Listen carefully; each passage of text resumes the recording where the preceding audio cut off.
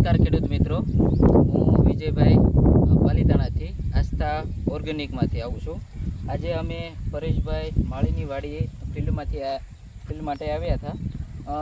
આસ્થા kit 10 દિવસ પહેલાં અમે આ ગુલાબની અંદર છે એ છંટકાવ કર્યો હતો. 10 દિવસ પહેલાં છે એ ગુલાબ છે પીળા પડેલા હતા અને એટલું બધું ફાલરિંગ જે છે એ નહોતું. 10 દિવસ પછી આસ્થા કીટ નો સ્પ્રે છંટકાવ કરવાથી આજે એટલું સારું રિઝલ્ટ છે એ આવ્યું છે, તમે જોઈ શકો છો ખેડૂત મિત્રો. તો આજે મારી એટલી અપીલ છે કે પાલીતાણાની અંદર દરેક પાકની અંદર આસ્થા કીટનો ઉપયોગ કરો. કપાસ હોય કે શાકભાજી હોય, ગમે તે ની ઉપર છંટકાવ કરો આસ્થા કીટનો, તો આવું સારું પરિણામ છે એ મેળવી શકો છો.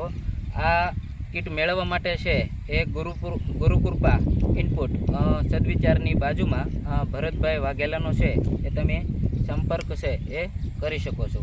નમસ્કાર ખેડૂત.